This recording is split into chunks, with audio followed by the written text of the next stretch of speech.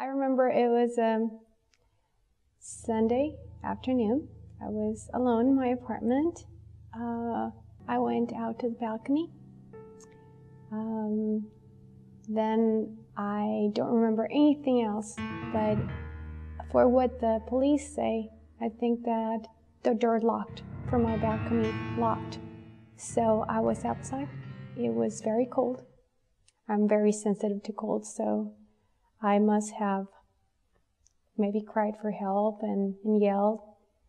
And as nobody would listen to me, I think I tried to go down from my balcony to the second and first floor, but I fell. Luckily for her, it was quite cold at night, so I guess that preserved a little bit her body and her brain, especially because she had no pulse and no vitals when she was brought to the hospital. I remember sort of looking at her CT scan, and just had a real bad feeling in my gut about doing surgery, but I figured that, given the circumstances, that doing surgery right away would really only be her only chance. She had a lot of blood in her head, basically, and that had to be drained. And the doctor explained me that it was quite unfortunate, but most of the people who were brought in the hospital in such a condition would not make it. And the anesthesiologist looked at me and sort of, we both sort of knew that either we would continue what we were doing or we would call the case. What I really loved is the fact that the doctors, the surgeon, even though she was brought as a Jane Doe, as someone who was found in the street and no one was asking for her, I mean, until the last moment, even when she was dead, basically, they tried to pull her back. You never want to give up, especially in a case like this, and so my gut feeling was to press forward. The doctors understood that she had a big family and so many people caring for her. When I got to the ICU, I was just sort of putting my head down and trying to think about how I could tell this patient's family.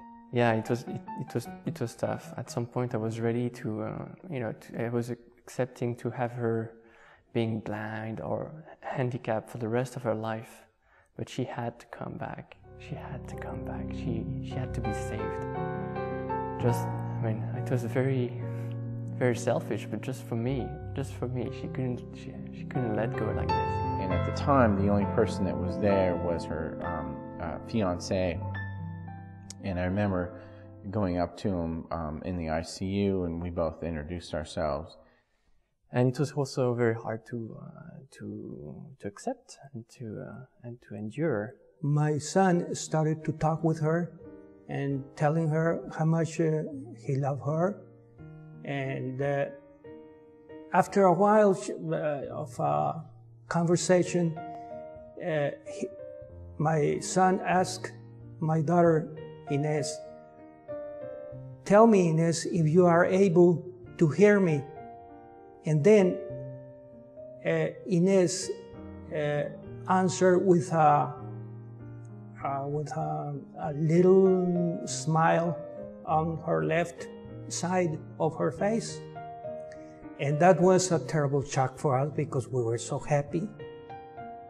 And after that, Juan Carlos keep on talking with Inez, and then she said, "If you are hearing me, sister, tell me, moving your finger." And because her right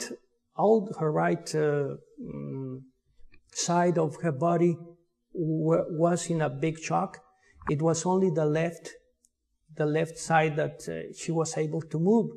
So she said yes with this kind of signal. I did remember, though, things that people would say to me in the hospital when I was in a coma. And I thought that they had said all those things to me while I was at work, while I was at my desk, and I was in my desk, and and they would come to me and they would say something like, "You had an accident, promise me you're never going to do it again," or things like that, right?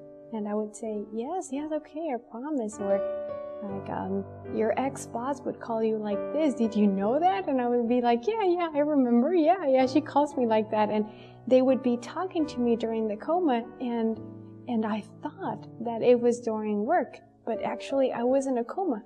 But I do remember that, because when I woke up, and I did remember, I would start like making them questions like, hey, did this happen really? Or did I imagine it? Or did you say it? But did you say it before the accident? And people would be like, no, it happened, but we were talking to you, but you were in a coma.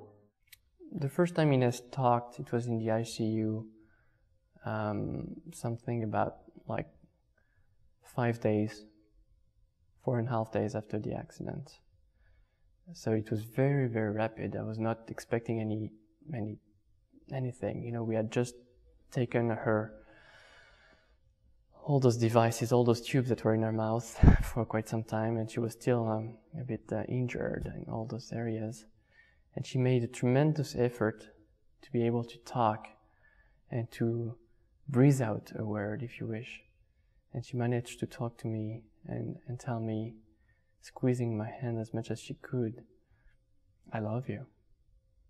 So I woke up one day in hospital, in rehab. I don't remember anything. It's amazing how our body, it's this great machine that works so perfectly, and we don't understand that until we have an accident like the one I had, and which makes you realize and acknowledge that things are not granted. You don't have to take life for granted. I mean, really, you value your life a lot more, and every single detail about our body and how it reacts and how it works so perfectly together. About 2 months after our daughter's injury, we went to Dr. Escuyan's office to see him. Dr. Escuyan was the one that received me that day. He was the one that performed the surgery. He was on call that day in the hospital. And then you realize what's important in life. What's important in life is not your career. What's important in life is not money or leisure or anything like that. What's important in life is to have your family, your couple, to have all the people you love, basically being safe and around you, and to be fine with them, basically. It was the only thing that was important. I mean, I could have given everything I had in the world to save Ines.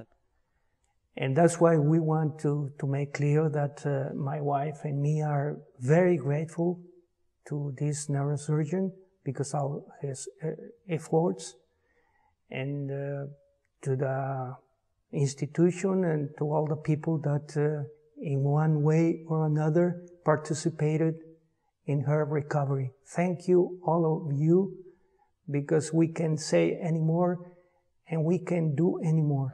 This is probably one of the most emotional things that's ever happened to me, is to meet her family. We are so happy, everything worked out so well.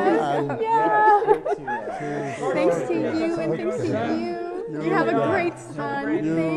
Thank you so much. I love you.